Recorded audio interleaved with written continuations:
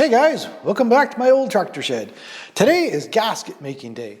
Not a whole lot of difficulty here, just take your time, real careful. I'm going to include a still image of the gasket I'm making, and basically I took a measurement across the center, I took a measurement across the outside, transferred it to a piece of graph paper, got a little, what do you call those, compass thing, draw some lines, cut it out of a piece of paper first. And then what I do, the piece that I'm making the gasket for, I just put it on and just make sure it's right. Actually, on this one, I noticed that I needed to make the outer diameter a little wee bit bigger. So when I transferred it to my gasket material, I did make that a little wee bit bigger, and I've already made one. So I make my circles. Then what I do is I cut the outer one with a pair of scissors, and then the inner one I actually just cut the whole thing out with an X-Acto knife is how I did the center one. Probably could have just made a hole and did it with a pair of scissors, but cut it out with a knife is my preferred method. Just go nice and slow and follow the line.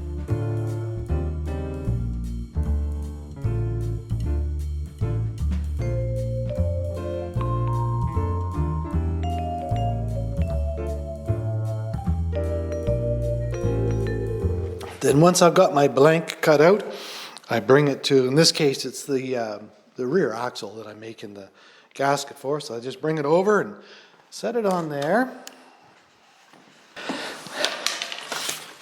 Now this thing has two flat surfaces here. I'm actually going to cut that first. All I do is lay it on here, and then very carefully hold it so that it's not going to move, and I can feel that it's right there.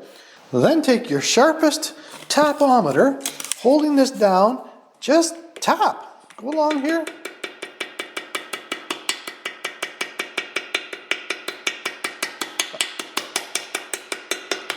And voila, it's cut off. Then what I do, take a piece of painter's tape, and I know that there's no holes underneath there that have to be cut.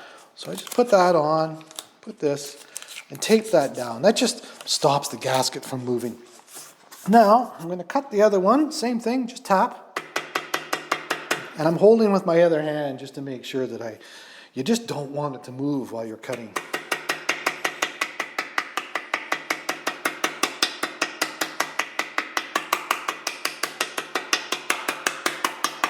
And there we are.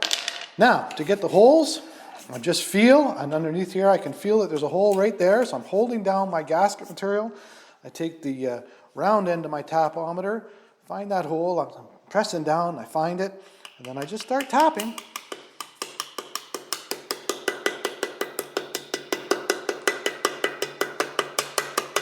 And that's one hole. And there's the next one. Again, pressing down with my thumb, I can feel it going down.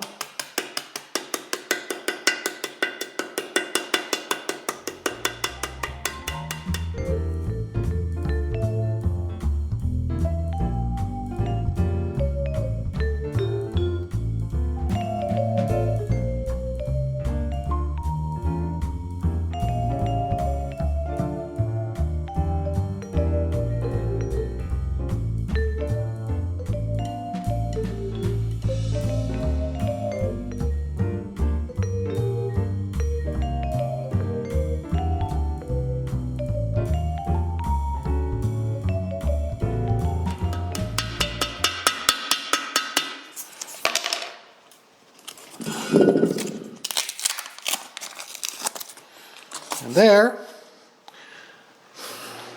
is my gasket made. So there we are. That's the two gaskets made for the rear axles. The pieces that came out of the center I'm going to use for making the gaskets for the two PTO shafts, and a few more small ones to make. But that's basically how I do it. I do have a set of hollow punches that can be used for making the bolt holes. Probably do that on the smaller ones. Anyway, I think that's going to be it for this one. Short little video. Appreciate your time. If you haven't done it already, consider subscribing. Click the bell so you know when I put up a new video. And if you want to help me out, please share, like, subscribe, or leave a comment. All that stuff apparently helps with the YouTube algorithm. So anyway, definitely appreciate your time, guys. You take care. We'll see you next time in my old tractor shed.